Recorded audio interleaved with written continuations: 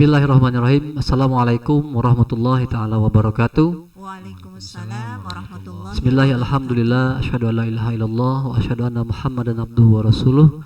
Allahumma shalli ala sayyidina Muhammadin wa ala ali sayyidina Muhammad. Qala Allah taala fil Qur'anil Karim, Rabbi shrah li sadri wa yassir li amri wahlul 'uqdatam min lisani yafqahu qawli. Al-ayah. Yang pertama-tama puji syukur kehadirat Allah Subhanahu wa taala, di mana atas nikmatnya kita dapat sama-sama hadir di kancah media yang dinantikan oleh rekan-rekan semuanya kaum Z ya. Berjumpa lagi dengan kita bertiga. Kemudian salawat dan salam tidak lupa kita limpah curahkan ke hariban alam habibana wa nabiyana wa maulana Muhammad sallallahu alaihi wasallam. Baik, teman-teman sahabat religi Gen Z yang berbahagia, di sini di tengah-tengah kita telah hadir ada dua narasumber yang insya Allah mereka ini narasumber yang berkompeten ya di dalam bidangnya nanti. Yang pertama ada Ustadz Andi Ramadhani, penyuluh agama Islam Sumberjaya Kabupaten Lampung Barat. Kemudian yang kedua ada Ustazah Neneng. Assalamualaikum warahmatullahi wabarakatuh. Ya, penyuluh agama Islam Kecamatan Sumberjaya Kabupaten Lampung Barat. Baik sahabat religi dimanapun berada, teman-teman Ipari, Pokjaluh, salam hormat kami. Di sini kami akan membahas tentunya dalam bidang-bidang kami. Yang pertama Ustadz Andi, kita akan bahas ya Pak Ustadz ya. Tentunya ini berpengaruh besar di Gen Z yang saat ini memang sudah tidak lepas dengan kegiatan-kegiatan kesehariannya, yaitu teknologi ya. Teknologi kemudian kita akan ambil dalam pandangan Islam ya, perspektif Islam. Teknologi itu seperti apa gitu ya. Mungkin nanti di dalamnya ada manfaatnya, kemudian ada jeleknya, madaratnya teknologi itu seperti apa ya.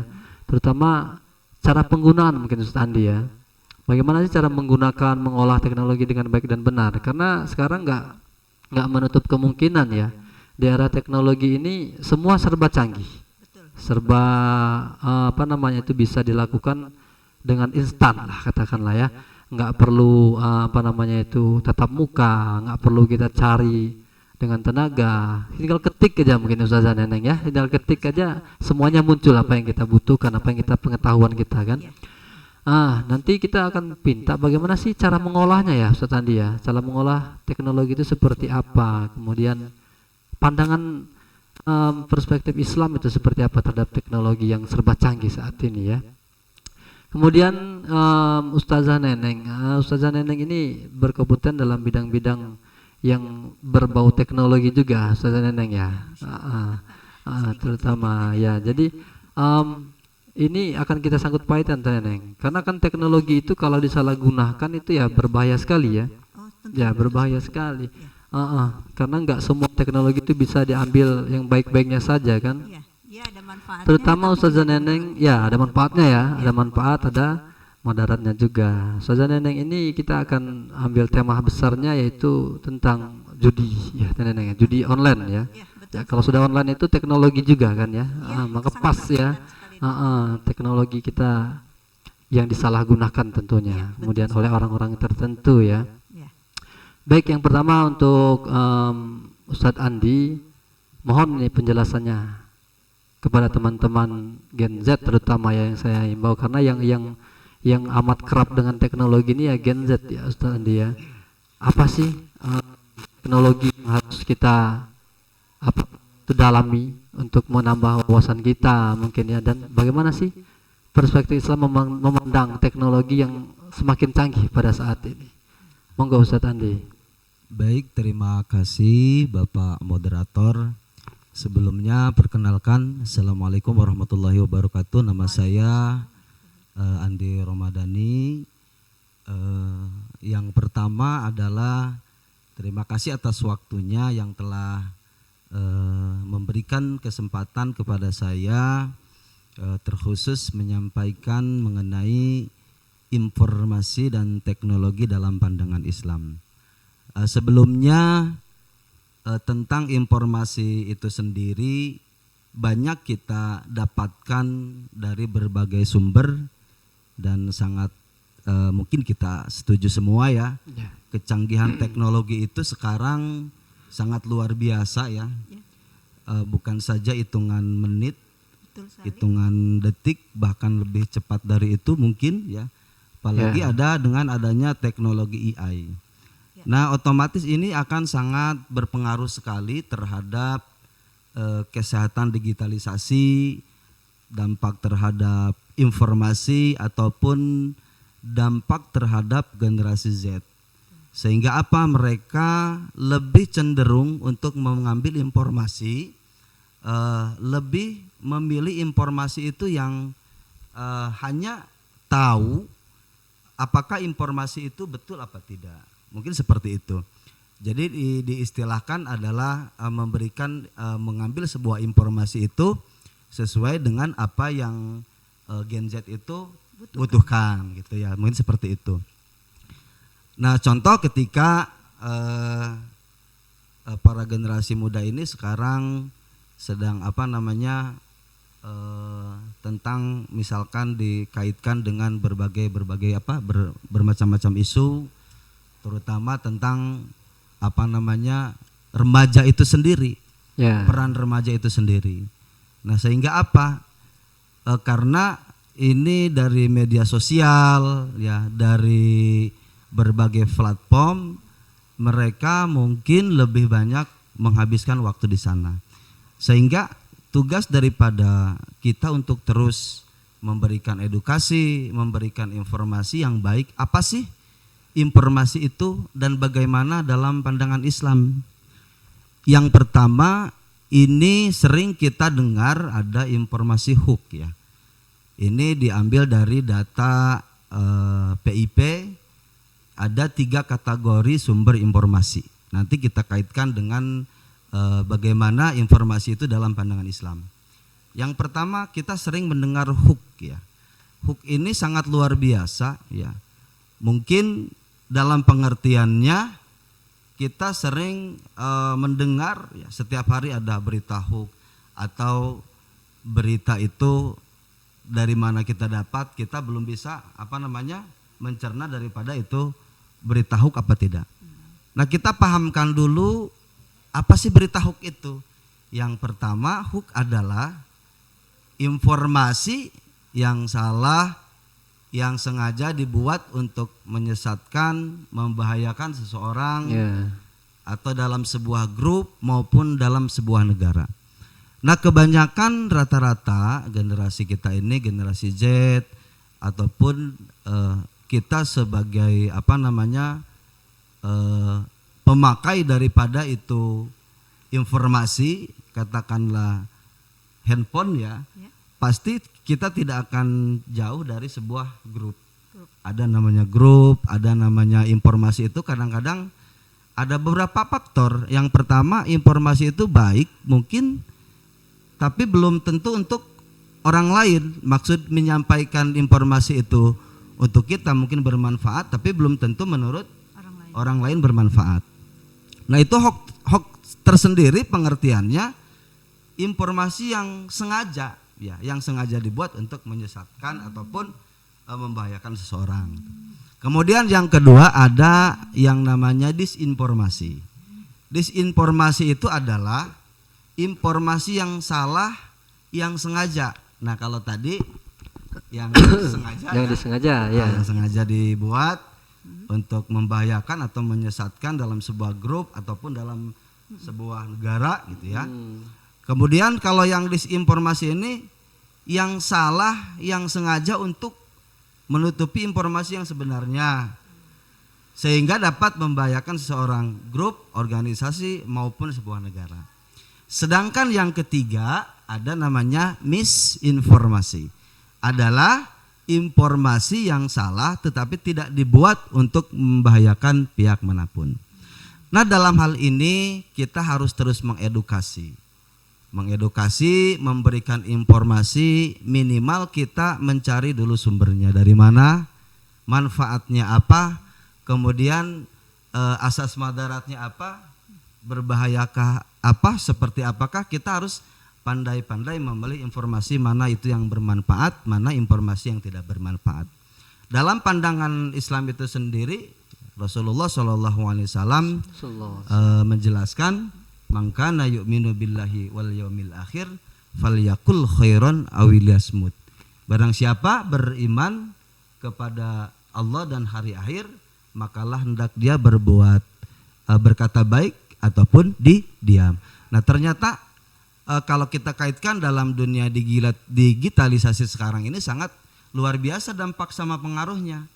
Apa yang kita informasi itu yang kita dapatkan, sehingga timbul sebuah reaksi. Nah, di sini kita diuji dengan sebuah keimanan, diuji dalam sebuah kesabaran, dan kita juga kalau dikaitkan dengan keluarga itu memiliki visi untuk terus mengedukasi sehingga bisa mendampingi putra-putri kita untuk terus bisa menggunakan informasi itu sendiri, bisa menggunakan, memanfaatkan teknologi itu sendiri dengan hal-hal yang baik. Katakanlah anak SD juga sekarang sudah dengan handphone ya, mengenal teknologi, sudah tidak ada yang tidak memegang handphone. Ya, sudah tapi kadang-kadang kita tidak tahu nih, tidak tahu apakah berapa waktunya gitu ya. Mereka seolah-olah jadi sebuah sebuah candu ya. Kalau tidak tidak pegang HP gitu ya, semuanya ya, salah satunya ya. Bahkan mungkin ada sebagian ibu-ibu itu kalau misalnya lagi repot nih, pas Pandi ya, kalau lagi repot, anaknya nangis, ya udah nih kasih aja handphone gitu ya, diam tuh anaknya, penting diamnya dulu gitu ya. Mungkin seperti itu. Bahkan ini dalam sebuah data statistik ya, saya ambil dari data ini dari tahun 2018 sampai dengan tahun 2021, ini ada sebuah grafik yang menjelaskan temuan isu hoax itu adalah totalnya 8.018. Dan platform apa saja yang bisa untuk dimasuki berita informasi itu banyak ya, mungkin bisa dari informasi dari WhatsApp, kemudian media sosial lainnya, Instagram, Facebook, kemudian banyak platform-platform lainnya yang bisa dijadikan itu sebuah informasi. Nah, makanya kita kembalikan lagi ke sebuah informasi itu, apa manfaatnya ketika sebuah informasi itu disampaikan kepada kita. Minimal kita yang pertama, kita mencarikan dulu sumbernya. Kemudian edukasi untuk anak-anak kita, ya kita bisa alihkan dengan memperbanyak kegiatan positif. Kalau memang belum benar, jangan disebarluaskan gitu kan ya. Kita harus cari tahu dulu dasarnya seperti apa ya. Karena kan nggak kuat nih tangan ini mau menyebarkan atau mau manfaatnya apa sih sebetulnya mungkin tidak ada. Tapi karena di zaman digitalisasi sini kita tidak bisa daripada namanya untuk mencegah itu. Tetapi yang kita harus tanamkan di dalam diri kita adalah kalau kita bisa memulai dari diri kita sendiri dulu. Apa manfaatnya, kemudian madaratnya apa. Sehingga kita tidak di kemudian hari tidak memberikan suatu informasi yang salah. Karena informasi yang salah ini bisa saja nanti akan berakibat yang kurang baik lah ya. Fatal katakanlah untuk seseorang yang membacanya mungkin ya. Selanjutnya yang pertanyaan yang ketiga tadi, dalam pandangan Islam fitrahnya sebuah keluarga sehat ya, sebuah keluarga yang betul-betul menjadikan sebuah informasi itu adalah sebagai manfaat, maka ini ada sebuah peran juga untuk orang tua kita, terutama untuk para generasi Z ya. Intinya kita alihkan kepada kegiatan-kegiatan yang sangat berpositif. Mungkin kalau di kalangan remaja nih banyak kegiatan olahraga ataupun ada kegiatan remaja masjid, sehingga bisa meminimalisir suatu kegiatan yang negatif di luar. Nah, ini banyak sekali perannya ya. Perannya sangat banyak sekali, kemudian kerjasamanya banyak sekali yang harus kita tanamkan. Intinya ibda binafsik memulai dari diri sendiri, sehingga nanti bisa kita berikan sebuah edukasi tentang informasi di zaman sekarang ini kepada minimal dari keluarga dulu, kemudian kepada orang banyak, seperti itu. Ya, tentunya yang harus kita garis bawahi ya dari saudara-saudara, dari penjelasan Ustadz Andi tadi itu, bagaimana cara kita mencerna terlebih dahulu ya. Kalau ada berita-berita kemudian atau informasi yang diberikan, yang apalagi kalau sumbernya itu belum jelas gitu ya. Ya, atau mungkin dari teman dekat kita bisa jadi kan ya, ini gimana nih informasinya nih ya, kita harus tanya dulu gitu ya, ini benar atau enggak. Apalagi kan tadi disinggung soal AI ya, teknologi AI itu kalau kita lihat ya Ustazah Neneng ya, kalau kita nggak jeli, maksud saya itu melihatnya, ya itu pas gitu ya, kok ini benar gitu ya. Tapi dengan itu kita mencari ke sumber yang benar tadi ya Ustaz Andi ya, tentunya kita akan terhindar dari informasi yang hoax tadi ya. Ya, yaitu kemudian sudah dijelaskan dalam pandangan Islam juga ya, kalau sesuatu itu belum jelas gitu ya, jangan diinformasikan ke orang banyak tadi ya, seperti itu tadi. Jadi malah nanti akan menambah kegaduhan di kalangan masyarakat ya, terutama di Gen Z ini ya, yang sekarang hidupnya di tengah-tengah teknologi yang canggih gitu ya. Pak Andi ya, Pak Ustadz Joni, jadi informasi itu kalau misalnya tidak benar, ini ada berita hoax nih, kita sebarin, terus ternyata nggak benar gitu kan, itu malah jadi bumerang ke kita. Iya, betul ya. Iya, betul. Bisa jadi bumerang buat kita kan gitu. Jadi orang itu akan bertanya balik ya gitu ya, bertanya balik. Betul itu. Gitu. Baik, itu penjelasan sahabat-sahabat Gen Z dan sahabat Ifari, teman-teman Pokjaluh yang saya hormati, tentang teknologi dalam pandangan Islam ya. Kita garis bawahi tadi bahwasanya teknologi itu bisa memberikan apa saja saat ini gitu ya. Informasi ya Ustaz Andi ya. Informasi terutama yang kita garis bawahi itu. Kalau informasi ini belum jelas ya, kita cari kejelasannya dulu, kita cari ya. Kemudian kita tanya sumbernya dari mana, atau kalau memang itu mungkin berkaitan dengan Quran dan hadis, ya ada juga, karena kecanggihan teknologi itu mungkin hadisnya dipotong mungkin kan ya. Terus kita cerna mentah gitu aja kan, ternyata salah gitu ya. Dan kita kadang-kadang latah nih jari kita ini ya, Sandi ya. Jadi latah ya, share aja sekarang ini ya. Nanti orang yang awam membaca ya dilakuin gitu kan itu. Ya makanya jangan salah dalam memanfaatkan teknologi ya intinya ya. Kita harus jeli juga cara kita memanfaatkan teknologi, kemudian mencerna isi-isi berita yang disebarluaskan oleh teknologi yang semakin canggih ini ya. Baik. Kemudian kita akan lanjutkan nih, ini Ustazah Neneng, sebetulnya ini teknologi juga ya, masih alat teknologi juga. Karena setahu saya judi online itu kalau tanpa ada teknologi juga nggak jadi online ya ujung-ujungnya ya. Maka jadi judi judi offline gitu ya.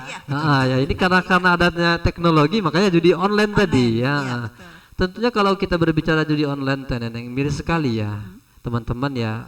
Pada saat ini kita hidup di tengah-tengah zaman yang serba teknologi ini, sangat miris ketika remaja-remaja kita banyak terpengaruh ya dari adanya teknologi ini. Terpengaruh itu kalau yang positif enak Ustazah Neneng ya, Ustaz Andi ya. Kalau yang positif boleh-boleh aja tuh gitu, kita senang gitu ya, bisa mungkin menjadi ladang juga ya, ekonomi juga. Tapi kalau yang pengaruhnya yang sudah negatif ini seperti judi online ini yang kita khawatirkan ya.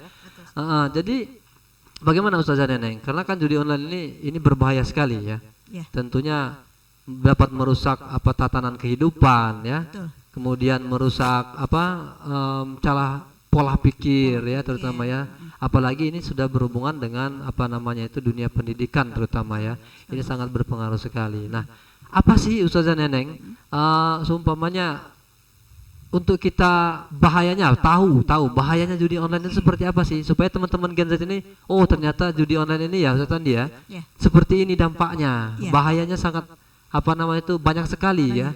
Untung nggak ada untungnya ya, ruginya maksudnya, kemudian pengaruh dalam kehidupan seperti apa Ustaz Neneng? Mungkin Ustaz Neneng kita perlu penjelasannya ini ya. Ya, baik, terima kasih Pak Joni. Jadi sahabat religi, itu betul sekali tadi apa yang dikatakan oleh Pak Joni, bahwa yang namanya judi online itu sangat berbahaya sekali ya. Saking berbahayanya itu dia bisa menyebabkan gangguan jiwa. Wow, sampai ke ini ya? Iya, Artinya Bisa kejiwaan menyebabkan yang gangguan, guncangannya bisa menyebabkan ya. gangguan jiwa teman-teman ya, gitu. Nah, yang apa sih sebenarnya kok bisa gitu ya? Ya. Cuman main judi aja gitu ya, lewat handphone gitu ya, itu bisa mempengaruhi kejiwaan seseorang, bisa mengganggu kejiwaan seseorang. Iya. Nah, jadi gini, yang namanya ketika seseorang itu main judi gitu ya, judi online gitu, itu kan bisa menyebabkan kecanduan. Itu kenapa? Gitu ya. Karena judi online ini dapat menyebabkan kecanduan gitu ya, dengan mempengaruhi otak ya. Otak kita itu ada yang namanya istilahnya itu dopamin ya, hormon dopamin. Hormon dopamin jadi, ya. Iya. Jadi hormon dopamin ini itu apa namanya? Hormon kalau kita senang. Nah, itu tuh hormon dopamin tuh yang kerja ya. Perasaan senang, suasana hati kita tuh lagi senang, lagi bahagia gitu ya. Itu hormon dopamin. Nah, pada saat pemain judi ini main judi gitu ya, itu hormon dopaminnya kerja tuh ya. Jadi dia ketika main game ya, wah set gitu ya, gitu. Seneng ya, lagi asik gitu ya, Nah, asik gitu dengan ya. game ya. Itu hormon dopaminnya kerja. Artinya ketika sudah hormon dopamin itu bekerja, nah jadi suasana hatinya itu memang lagi ada di atas itu, lagi kenceng-kencengnya itu hormon dopaminnya gitu. Nah kemudian saat memenangkan taruhan nih gitu ya. Iya. Nah dia ada merasa penghargaan diri. Nah itu efek dari hormon dopamin itu gitu ya. Oh, kayak dihargai gitu ya. Diberi semangat gitu ya. Iya, betul. Oh, saya menang nih gitu kan. Wah, ini kayaknya saya harus pakai taruhan yang lebih besar lagi nih. Itu ya. Kayaknya saya bakal menang gitu. Jadi ada yang namanya di otak kita itu namanya hormon dopamin. Nah, hormon dopamin itulah yang mempengaruhi seseorang itu apa namanya bisa jadi gangguan kejiwaan. Karena apa? Kalau misalnya dia main judinya sudah di luar batas normal. Misalnya dari bangun tidur sampai mau tidur lagi dia main judi gitu ya. Dia udah nggak inget waktu, udah nggak inget tetangga, udah nggak inget, mungkin nggak inget saudara, teman atau apapun. Jadi dia full di depan handphone. Menyendiri gitu ya, menyendiri ya. Nah, ya memang kebanyakan seperti itu ya, yang kita jumpai di lapangan ya. Terus kemudian ketika pemain judi online ini kalah nih ya, Pak Andi ya, ini kalah nih. Itu memacu adrenalin. Aduh, kok bisa sih saya kalah gitu ya. Kok bisa sih saya kalah? Penasaran. Kayaknya besok saya harus coba lagi dah. Coba deh saya pasang ini mungkin agak lebih besar. Kalau kemarin mungkin saya pasang 10.000, mungkin saya terpancing artinya ya dari kemenangannya tadi mungkin ya. Betul, terpancing gitu. Dan yang perlu Pak Joni ketahui gitu ya, teman-teman sahabat religi juga ya, yang perlu kalian ketahui gitu ya, bahwa teknologi platform aplikasi judi online ini itu udah didesain ya sama si pembuatnya itu memang sangat menarik bagi para pelaku judi itu. Jadi untuk gimana caranya dia itu akhirnya main judi lagi. Ya awalnya mungkin coba-coba ya, saudara coba-coba ya. Gitu mungkin ya. lebih diaksesnya itu lebih terutama mudah ya. Mudah, kemudian menarik ya betul sekali. Sehingga orang mau mencoba gitu ya. Iya, betul. Bahkan saya ketika pertama kali saya nggak tahu ya bentuknya aplikasi judi online itu seperti apa gitu ya. Nah, begitu saya ketika saya menjadi penyuluh informasi publik gitu ya di Kominfo dulu itu, akhirnya saya tahu loh bentuknya kayak gini ya. Wah, ini dari segi mata aja kalau kita ngelihat itu enak banget ngelihatnya, warna-warni. Terus kemudian permainannya itu sangat mudah sahabat religi ya. Dia kayak seperti cuma tinggal geser ini ke sana, nanti ketemu ini. Ya, karena sudah disetting sedemikian rupa tadi ya. Supaya orang itu bisa terpancing dengan kemudahannya gitu ya. Betul sekali gitu ya. Jadi dan kemudian ketika nanti pelakunya itu juga akhirnya kalah gitu misalnya itu, mereka pun platformnya ini itu mereka berusaha bagaimana memancing rasa untuk kita itu buat penasaran, akhirnya kita main lagi gitu. Kayaknya kalau kedua kali menang nih gitu ya. Betul, gitu ya. Nah, ada pancingan ya, walaupun kalah dan menang itu tetap ada pancingan untuk kembali ke situ ya, ke game, ke judi online itu ya. Gitu ya. Nah, dan pada akhirnya si pelaku judi online ini kalau misalnya inilah yang bisa menyebabkan akhirnya dia menjadi kecanduan. Ya, bayangkan loh kalau misalnya narkoba aja itu kalau misalnya orang lagi kata-katanya lagi sakau gitu ya, itu kalau nggak ditusuk lagi dengan narkoba kayaknya nggak hilang rasa sakitnya kan begitu. Nah apalagi ini juga sama dengan judi gitu ya. Jadi judi ini kalau dia sudah salah satunya ya, ada beberapa yang tanda-tandanya kalau misalnya dia itu ini orang udah kecanduan nih gitu ya. Itu salah satunya adalah ketika dia sadar ini salah, ini dosa, dia tahu, waduh uang saya sudah habis, semua udah saya jual gitu ya Pak Andi, ya udah saya jual gitu ya. Ini saya jual apa lah ya? Jual kulkas, saya jual TV. Jadi dampaknya gitu ya. Sedemikian rupa ya, iya, gitu bisa ya. Habis ya apa yang dia gitu. Miliki gitu ya, harta-hartanya ya. Dia salah, tapi nggak bisa berhenti. Nah ini salah satu tanda kalau misalnya orang itu udah kecanduan gitu ya. Terus kemudian tandanya apa sih kalau misalnya seseorang itu sudah kecanduan, itu terus menerus memikirkan perjudian, taruhan, strategi. Jadi di otaknya itu tuh udah, walaupun dia misalnya nih udah seharian main judi, lapar perut pengen makan, atau dia pengen pengen ke toilet misalnya gitu, di otaknya dia kerja. Duh gimana nih caranya supaya saya bisa menang, kepikiran ya, kepikiran maksudnya ya. Strategi apa nih? Cara yang harus saya buat? Intinya mungkin menyerang itu ke mindset ya, ke pola, ke mindset sehingga timbul sebuah penasarannya untuk terus mencoba seperti itu. Iya, seperti itu ya. Jadi ada rasa di dalam jiwa dia itu yang adrenalin untuk terus memikirkan gimana supaya saya ini bisa main judi terus. Ya, judi dan menang gitu ya, menang gitu. Nah, terutama yang pacuannya menang tadi dengan iming-iming. Kalau menang tuh dapat sekian gitu ya, seperti itu dengan cara yang instan gitu ya. Iya, betul itu. Seperti yang Pak Ustadz Andi bilang bahwa teknologi digital ini ya, salah satu handphone ini juga gitu ya, yang mempengaruhi seseorang untuk kecanduan judi itu ya itu tadi gitu ya. Akhirnya orang itu mindsetnya berpikir ya salah satu yang paling mudah dapat uang itu ya lewat judi mungkin salah satunya. Nah itu. Baik, Ustazah Neneng, itu kan kita kilas bagaimana pengaruhnya, kemudian bagaimana dampak judi online itu ya kepada kejiwaan. Dan berarti memang judi online itu sangat berbahaya kawan-kawan religi ya. Betul sekali.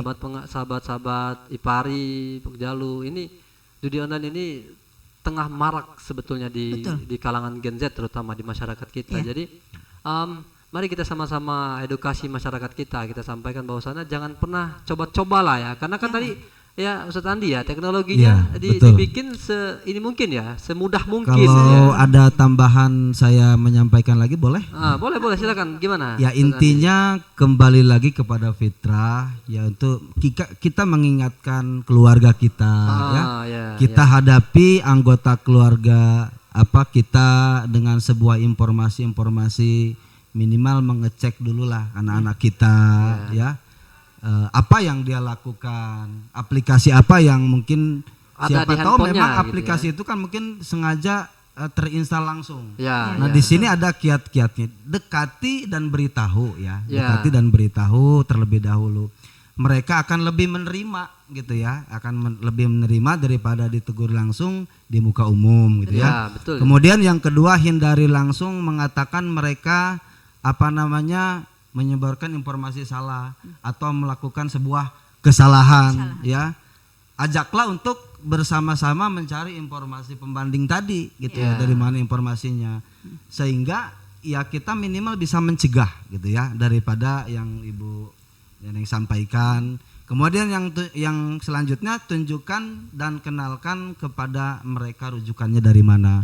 Jadi kan kalau tidak salah ya, biasanya itu dikemas dengan sebuah game dulu nih, free ataupun enggaknya, bisa saja nanti itu mengarahkan ke sana intinya, judi online. Kemudian perlahan beritahu pula, misalkan sudah terkena dampak itu tadi ya, judul tadi, pahamkan, perlahan beritahu bahwa kenalkan dengan tokoh-tokoh terkenal gitu ya. Kemudian dengan profesi, dengan jaminan kebenaran gitu, betul, ya. Betul.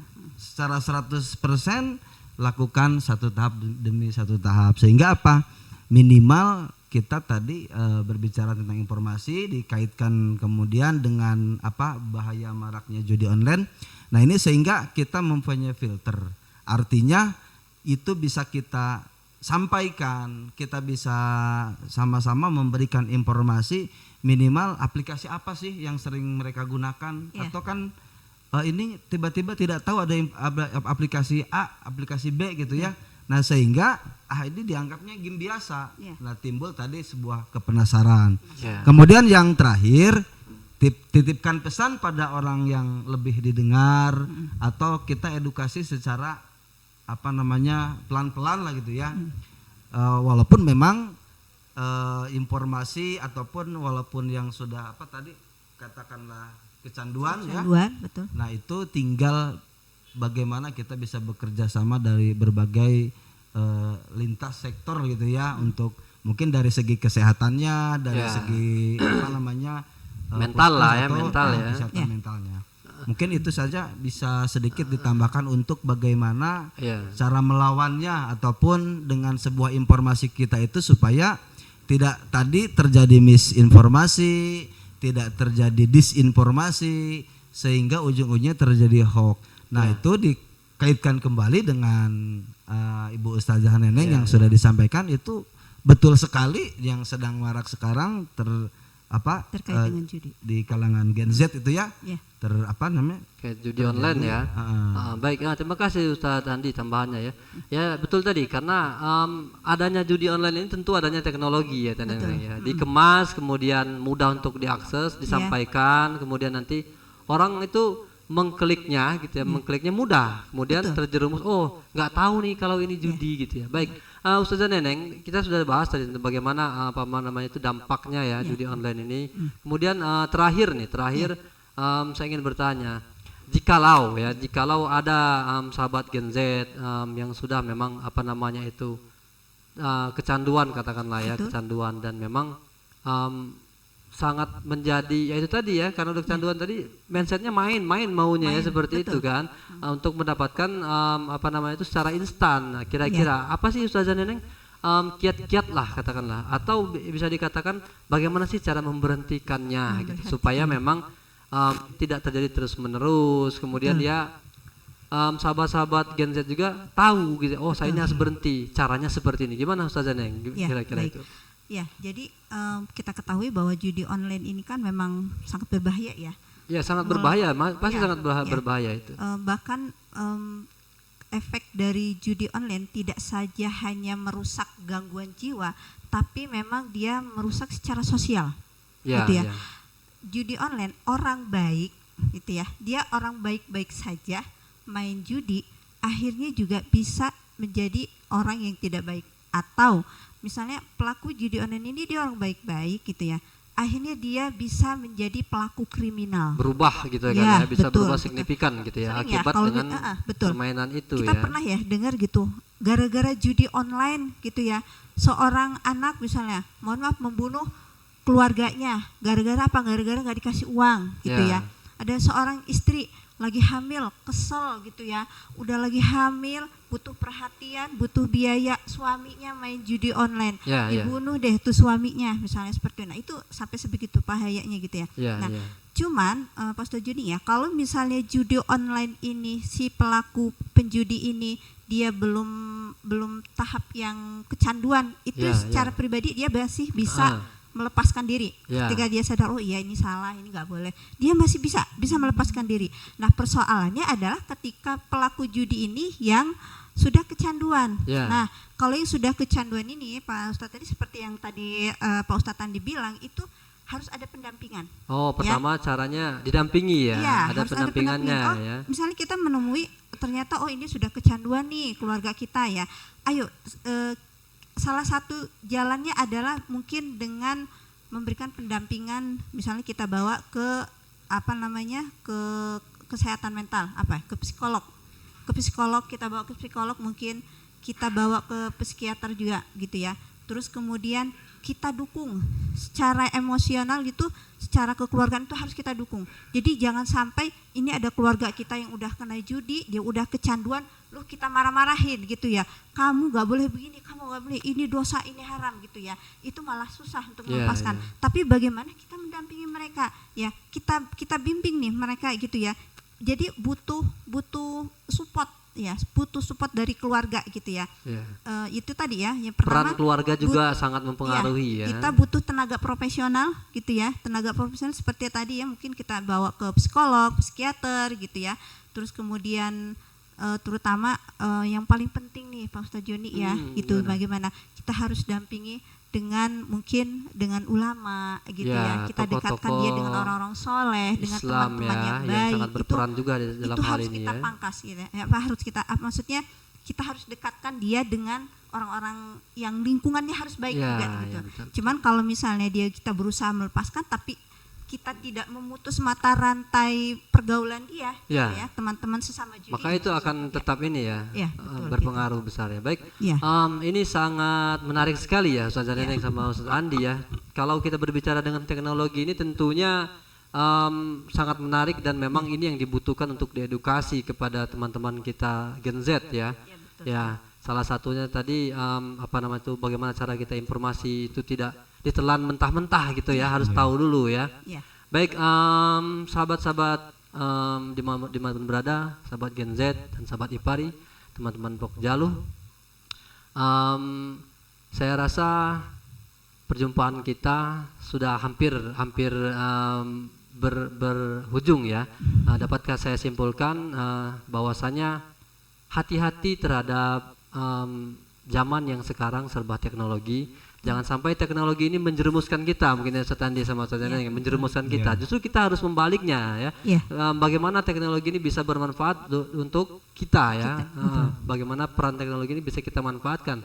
Bukan malah kita yang ditarik kepada keburukan yang ada dalam teknologi. Itu ya intinya, terutama tadi salahnya informasi sehingga menyebabkan miskomunikasi ya, kemudian itu bisa menjadikan retaknya, mungkin bisa jadikan retaknya hubungan silaturahmi itu dari segi informasi kan ya. Kemudian nanti apalagi lebih bahaya sekali ketika itu salah manfaatkan, yaitu dengan judi online tadi ya, karena dapat merenggut kejiwaannya, rusak ya, kemudian habislah ya harta benda mungkin ya, Ustaznya. Mungkin dari awal itu mungkin nanti yang hilang kompor gasnya dulu mungkin ya yang hilang ya. Bahkan bakal ada yang sampai harus menjual kebun. Nah, apalagi itu hal besarnya gitu kan, selesai. Yang tadinya hidupnya mungkin tidurnya di kasur yang empuk ya, gara-gara judi online nanti bisa tidur di bawah kolong jembatan. Nah ya, jadi sangat berbahaya sekali ya kawan-kawan Gen Z dan sahabat-sahabat Ipari, Pokjaluh. Saya rasa ini yang dapat kami sampaikan. Saya selaku moderator, tadi belum perkenalan ini ya. Saya kenalkan tadi Pak Ustadz Andi sama Ustazah Neneng aja ya. Saya selaku moderator Joni Aprianto, penyuluh agama Islam Lampung Barat. Mohon maaf apabila dalam penyampaian kemudian dalam mengulas yang telah disampaikan paparan-paparan dari Ustadz Andi dan Ustazah Neneng itu banyak kesalahan dan kekeliruan. Kita akhir saja Pak Ustadz Andi ya, Ustazah Neneng ya. Sampai jumpa di lain sesi. Kami akhiri. Wassalamualaikum warahmatullahi wabarakatuh.